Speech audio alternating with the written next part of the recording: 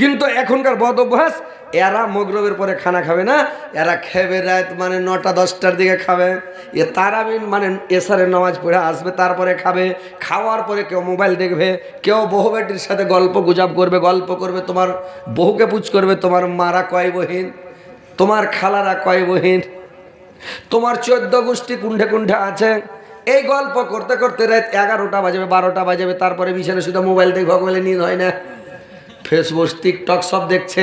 দেখতে দেখতে 12টা 1টাতে কখন মোবাইলটা হাত থেকে ছুটে উঠে ফজর হয়ে গেছে, মুয়াজ্জিন আযান দিয়ে নিদ ভাঙে না।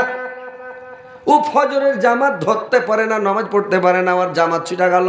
তো ভাইরা আমার, নবীর সুন্নাত যখন ছেড়ে দেবেন তখন আপনার জামাত ছুটে যাবে। তো নবীর সুন্নাত হলো মাগরিবের পরে খানা খেলেন, আর মাগরিবের পরে যে খানা খাবেন তো পাখির খানা খেতে হবে। কিসের খানা? পাখির খানা। রাত্রে বেশি খাই না ভাই, হালকা খাবেন। কিরকম? 2 খান টস খেলেন, এখন মুড়ি খেলেন, না হয় ব্যালন পাকা ছোট্ট একটা রুটি খাবেন, হালকা খাবার খাবেন।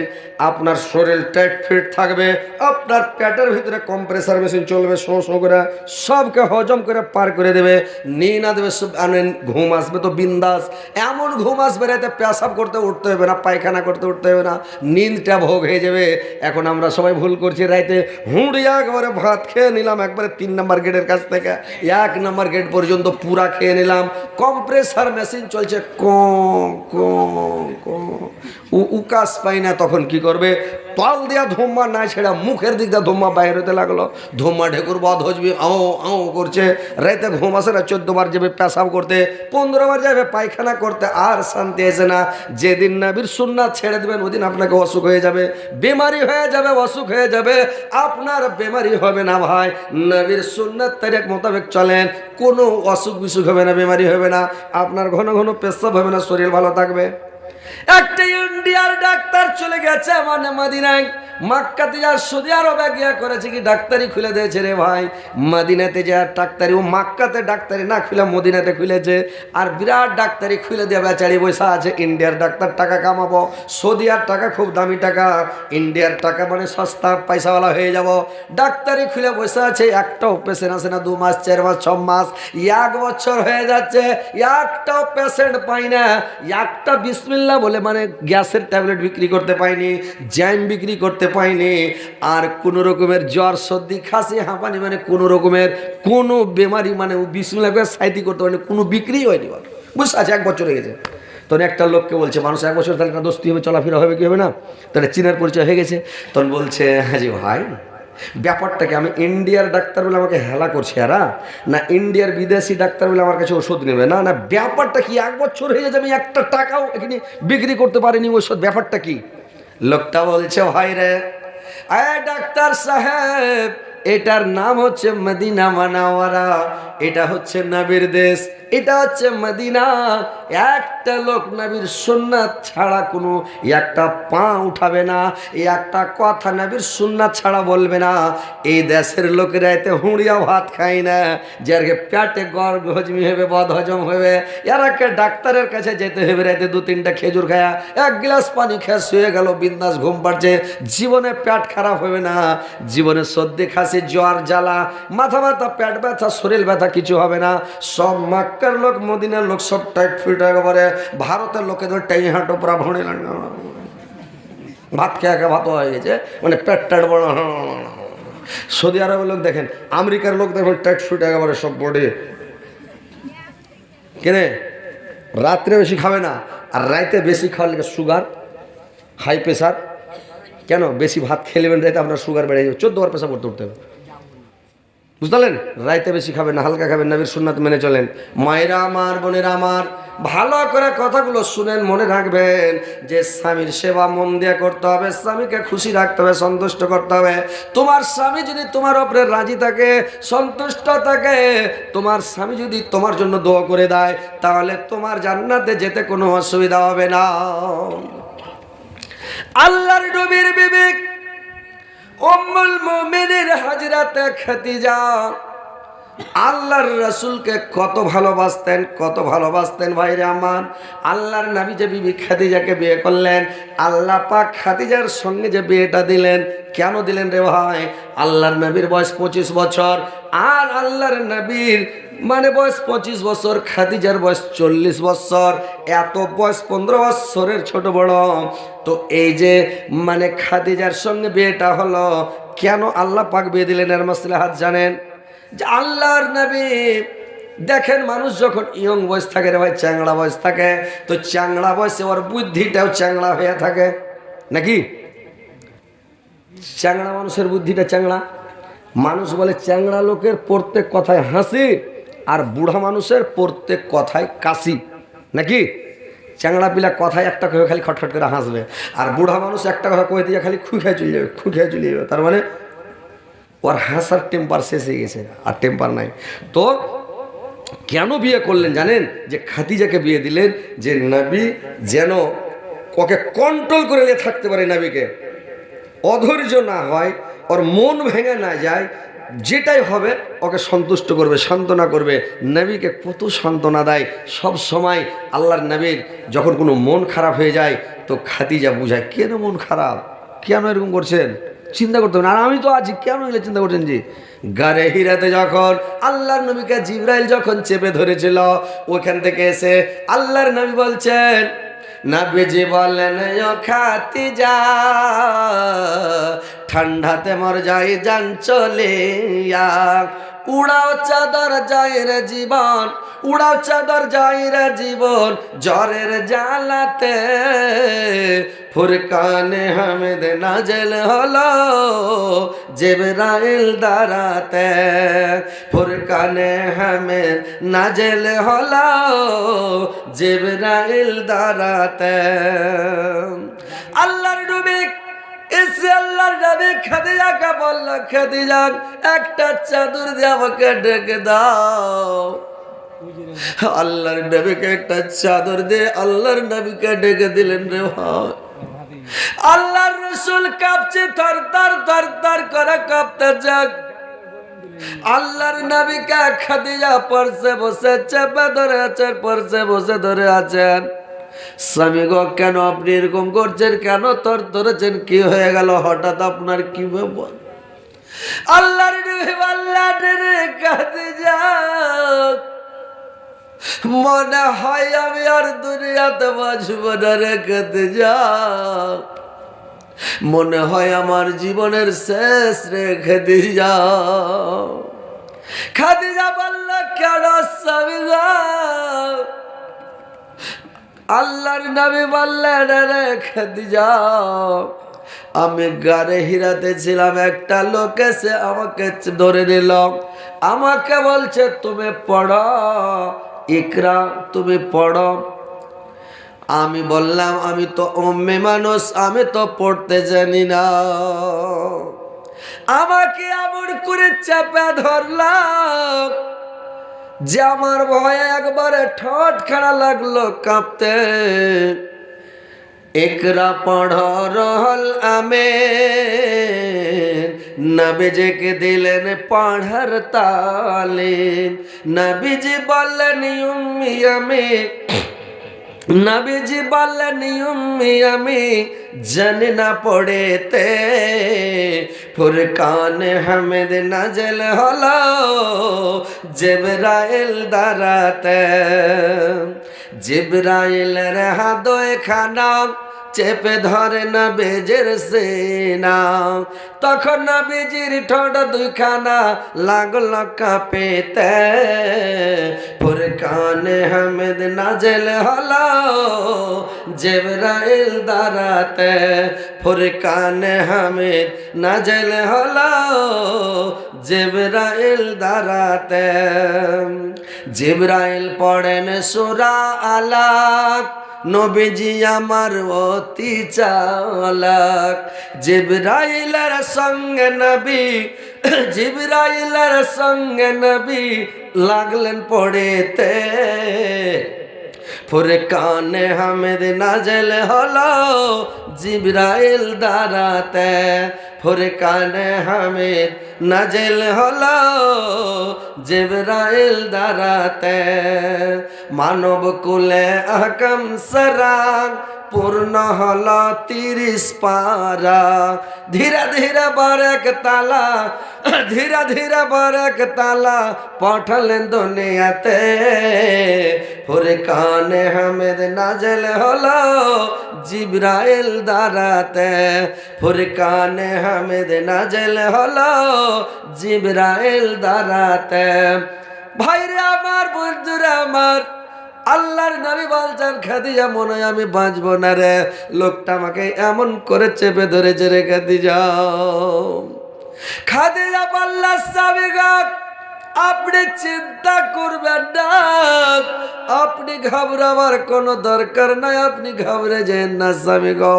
তার কারণ আপনি কোনো মানুষের ক্ষতি করেন না আপনি এত ভালো মানুষ আপনি লোককে আপনি বেমারি লোককে দেখতে যান আপনি গরিব মানুষকে আপনি সাহায্য করেন দুর্বলকে সাহায্য করেন মিসকিনকে সাহায্য করেন আপনি এতিমের মাথাতে হাত বোলান উলঙ্গ ব্যক্তিকে বস্ত্র দান করেন আপনি অভাবী লোককে খাবার দেন আপনি এত ভালো মানুষ আপনার কোনো চিন্তা নাই কোনো ক্ষতি নাই আপনার কোনোদিন কেউ ক্ষতি করবে না আপনি মানে চিন্তা করবেন না আল্লাহর নবীকে খালি সান্ত্বনা দেয় সন্তুষ্ট করে আল্লাহর নবী যেন পাটা এদিক ওদিক না হয় যেন মন ভেঙে না পড়ে এই কারণে আল্লাহ পাক আর স্ত্রীটা দিয়েছে একটু ভারী মেন্টের তার মানে আল্লাহর নবীর মা নাই আল্লাহর নবীর বাবা নাই আল্লাহর নবীর বড় ভাই নাই আল্লাহর নবীর বোন নাই আল্লাহর নবীকে কে সান্ত্বনা দেবে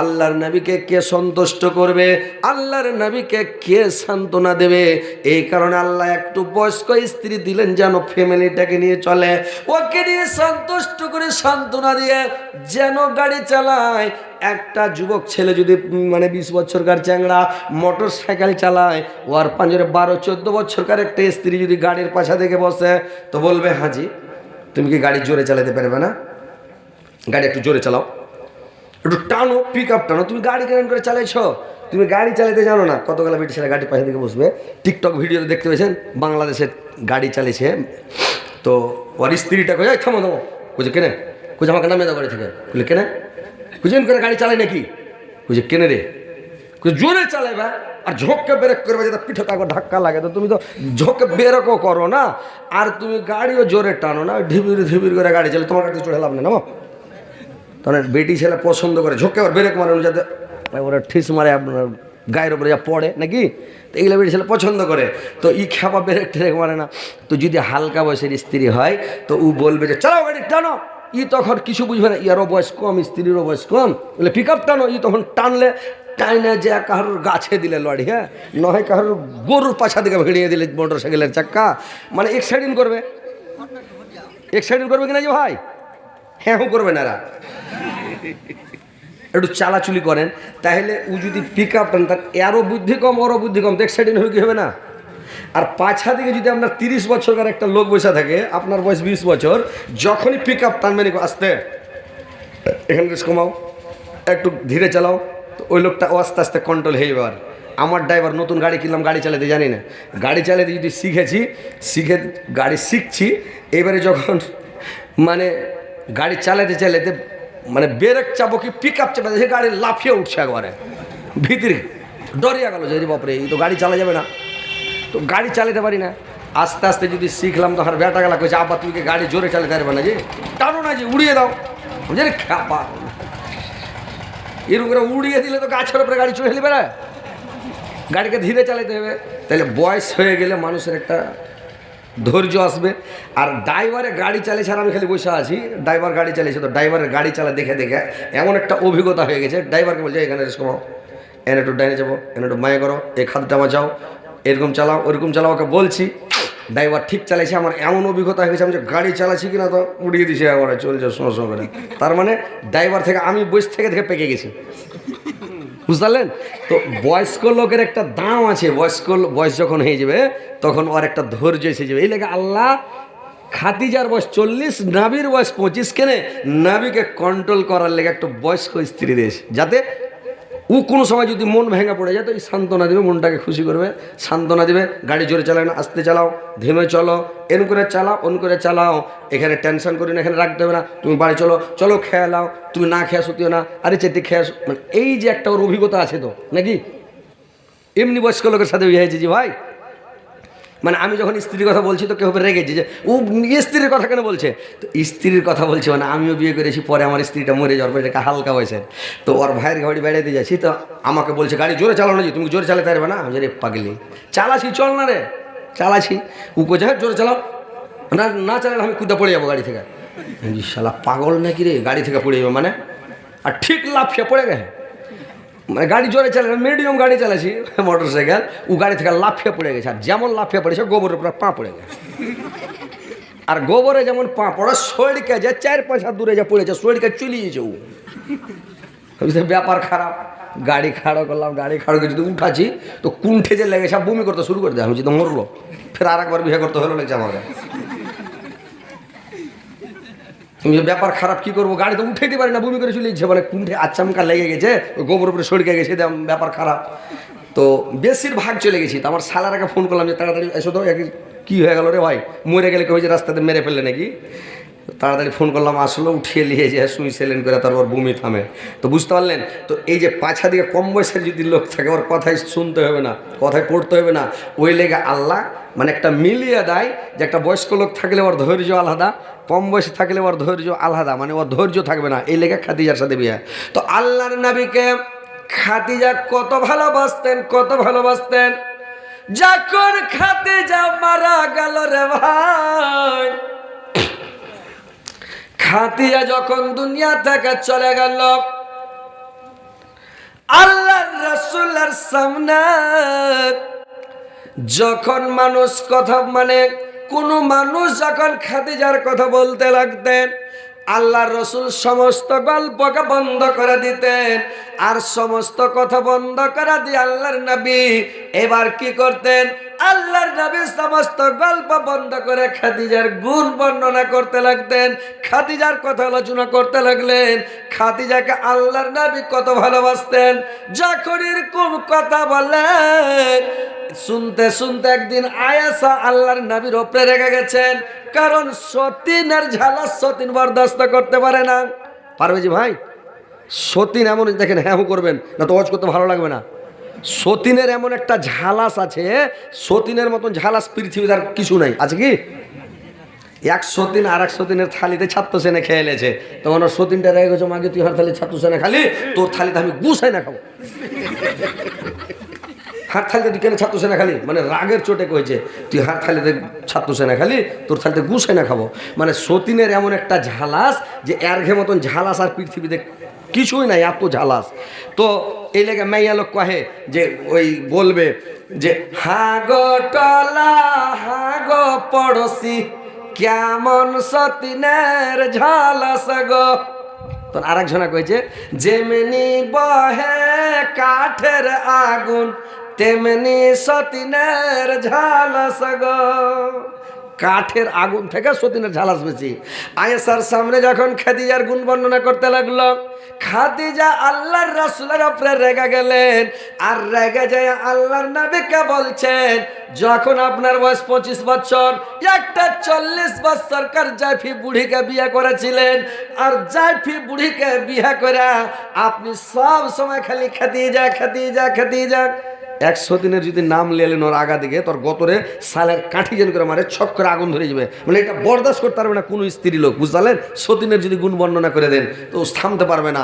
তো খাদিজা আয়েশা রেগে গেছে আল্লাহ নবীর, আপনি খালি খাদিজা খাদিজা করছেন, এটা বুড়িকে বিয়ে করে খালি খাদিজা, আর আপনার সামনে এত সুন্দর একটা যুবতী এত সুন্দরী স্ত্রী আছে, আমার গুণ বর্ণনা করবে না, মানে কারোর সামনে বলবে না, আর খালি খাদিজা খাদিজা। আল্লাহর নবী বললেন, আরে আয়েশা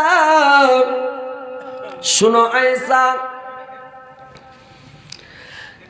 আমাকে আল্লাহ পাক এখন পর্যন্ত 13টা স্ত্রী দান করেছে, কিন্তু এখন পর্যন্ত আল্লাহ পাক খাদিজার মতন স্ত্রী আমাকে একটাও দান করেননি। ইয়া তো খাদিজার গুণ, খাদিজা আমার কত ভালো ছিল রে সাম। খাদিজা ছিল আমার দুঃখের সাথী, খাদিজা ছিল আমার দুঃখের বন্ধু। আর তোমরা যত স্ত্রী আছো আমার সুখের বন্ধু, সুখের সাথী। আমার খাদিজা ছিল আমার দুঃখের সাথী, খাদিজা ছিল আমার দুঃখের বন্ধু। দুঃখের সময় আমার কাজ দিয়েছে আমার খাদিজা। যখন আমি রাত্রিবেলা দিনের দাওয়াত দিতে যেতাম, যখন আমি তাবলীগ করতে যেতাম রাইসাম, রাত 12টার সময় আসতাম, রাত 1টার সময় আসতাম, রাত 2টার সময় যখন আমি বাড়ি আসতাম, আমি গেটের কাছে এসে খালি কাবাড় খাতে একটা বাড়ি দিতাম, ঠক করে খাদিজা গেট খুলে গেল, আমাকে চট করে ভিতরে টেনে কাবাড় করে লাগিয়ে দিয়ে হুড়কা ঠুকে দিত, আমাকে ভিতরে টেনে নিত। একদিন নয়, দুদিন নয়, 1 মাস নয়, 2 মাস নয়, 1 বছর নয়, 2 বছর নয়। খাদিজার বৈশিষ্ট্য ছিল, খাদিজার অভ্যাস ছিল, প্রত্যেক দিন খাদিজা একবার ছাড়া 2 বার হাঁক মারতে হয়নি। খাদিজা চট করে গেটটাকে খুলে দিত। আমি দেখতে দেখতে একদিন খাদিজাকে জিজ্ঞাসা করলাম, আরে খাদিজা, এরে খাদিজা, তুমি কি রাত্রিবেলা আসমানে ঘুমাও না? তুমি কি বিছানাতে শুয়ে থাকো না রে খাদিজা? আমার খাদিজা আমাকে বলল, সাবিগা, যখন আপনি তাবলীগ করতে চলে যান, দিনের দাওয়াত দিতে চলে যান, কলমার প্রচার করতে চলে যান, আমি রাত্রিবেলা কেওয়াড় লাগাই না, শুয়ে থাকি না, বিছানাতে পিঠ লাগাই না, আমি কেওয়াড়খানাকে বন্ধ করে দিই, আর কেওয়াড়খানাকে বন্ধ করে দিয়ে পিঠ লাগে দাঁড়িয়ে থাকি। যখন আমাকে রাত্রিবেলা ঘুম আসতে লাগে স্বামী গো, আমি তখন কি করি, এখানটা পাকে আমি ছেড়ে নি, আর এখানটা পায়ের ভরে দাঁড়িয়ে থাকি স্বামী গো। পা যখন ব্যথা করতে লাগে ঘুম আসে না, আবার যখন এই পাটা আমার যখন খুবই ব্যথা করতে লাগলো, আর ব্যথা সহ্য হয় না, আবার এটা পাকে নিচে করলাম, এটা পাকে উঠিয়ে নিলাম, 1 পায়ের ভরে দাঁড়িয়ে থাকি স্বামী গো। পাটা যখন ব্যথা করতে লাগে আমাকে ঘুম আসে না, আমি এইভাবে সারা রাত আপনার জন্য দাঁড়িয়ে থাকি। আর আপনি যখন দিনের দাওয়াত দিয়ে যখন বাড়ি আসেন স্বামী গো, একবার আমাদের কেওয়াড়খানা খুলে দিই, আর যদি আমি বিছানায় শুয়ে যাই, পিঠ লাগিয়ে না থাকি, আমি কেওয়াড় বন্ধ করে দিব, দরজা বন্ধ করে দিব, আমি বিছানায় শুয়ে যাব, লেপকাতা দিয়ে মুখ ঢেকে শুয়ে যাব, ঘুমিয়ে যাব। আপনি তাবলীগ করে দিনের দাওয়াত দিয়ে যখন বাড়ি আসবেন, গেটে বাড়ি মারবেন, রে খাদিজা, এরে খাদিজা, আমার ঘুম ভাঙতে দেরি হবে। ল্যাপ কাঁথার মানে তল থেকে বিছরা থেকে উঠবো, কেওয়াড় খুলবো, তাপ তড়িক আপনাকে যদি গুন্ডারা এসে ধরে নাই, আপনার পায়ে পায়ে দুশ্মন, বাড়ির প্রতিবেশী দুশ্মন, আল্লাহর নবীর বাড়ি আর ওর চাচা আবুল আহাবের বাড়ি, চাল লাগালাগি বাড়ি, মানে বাড়ির পাশে। আর আবুল আহাব হচ্ছে আল্লাহর নবীর জানি দুশ্মন রে ভাই, বড় দুশ্মন হলো আবুল আহাব ওর চাচা, জান মেরে দিবে। এই জন্য স্বামী আপনি রাত্রিবেলা আমি ঘুমাই না, পিঠ লাগে দাঁড়িয়ে থাকি। আমি যদি ঘুমিয়ে যাই স্বামী গাব, আর আপনাকে যদি গুন্ডারা ধরে নাই, দুশ্মনে ধরে নাই, আমি কাল কিয়ামতে আল্লাহর দরবারে কি জবাব দিব? এই জন্য আমি রাত্রে বিছানাতে পিঠ লাগাই না, আমি সারা রাত দাঁড়িয়ে থাকি স্বামী গো। আল্লাহর নবী বললেন, আমার স্ত্রী খাদিজা কত কষ্ট করেছে, কত তকলিফ করেছে, এখন আমার একটা স্ত্রী খাদিজার মতন নয়। বলেন তো ভাই, মায়ের আমার এখনকার স্ত্রী এরকম হয়েছে ভাই? হবে? একটু গিয়ে সার গড়ে গেলে ওয়ার লেগে আমি বসে থাকবো, মুখ পুড়ার লেগে, হ্যাঁ, ও কুণ্ঠে কুণ্ঠে ঘুরে বেড়াবে, টাপিয়ে বেড়াবে, আর ওয়ার লেগে আমি ভাত লে বসে থাকবো, ভাতটা দেন টেবিলের উপরে খেয়ে দিয়েছে, বিন্দাস নিন পড়ছে, ফোঁ ফোঁ করে লাগে ডাকছে, নিন পড়ছে, বাড়ি যাবেন, গেটে মারছে, রে রে এই আর মা রে, রে আর মা, লক্ষ করে চাতন হয়ে বসে, গেট টেট খুলবে না কিছু, কহেন তো ওইগুলা স্ত্রীর লেগে কেউ কান্দবে জি ভাই? ওইগুলা স্ত্রীর লেগে কেউ দোয়া করে মরে গেলে কহেন না যে হ্যাঁ ও কিছু করে না এরা করবে, হ্যাঁ হু করেন। আপনার কথা বুঝতে পারেন না? আমার বুঝতে পারছেন? একটু হ্যাঁ হু করেন। তো কথা হলো যে ভাই স্ত্রীটাকে মনের মতন স্ত্রী হইতে হবে, তাহলে কাজ হবে, ভালোবাসতে হবে। ভাই আমি হয়তো স্ত্রীর কথা একটু কেন বলছি, মানে দুটা স্ত্রী তো, মানে একটা মারা গেছে একটা বেঁচে আছে। তো আমার স্ত্রীটা আজ্ঞার স্ত্রীটা গোটাই খাদিজার মতন ছিল, আর এটা যে স্ত্রী আছে তো এটাই স্ত্রী মানে ওইরকম, মানে কীরকম যে ওই স্ত্রী যখন আমি জালসা করে বাড়ি যেতাম তো ওইটাই স্ত্রীকে খালি ডেঁড়িতে যায়, তখন তো মোটর সাইকেল ছিল না, চার চাক্কাও ছিল না ভাই, খালি সাইকেলের বেল বাজাতাম, পাড়াং করে দিলাম।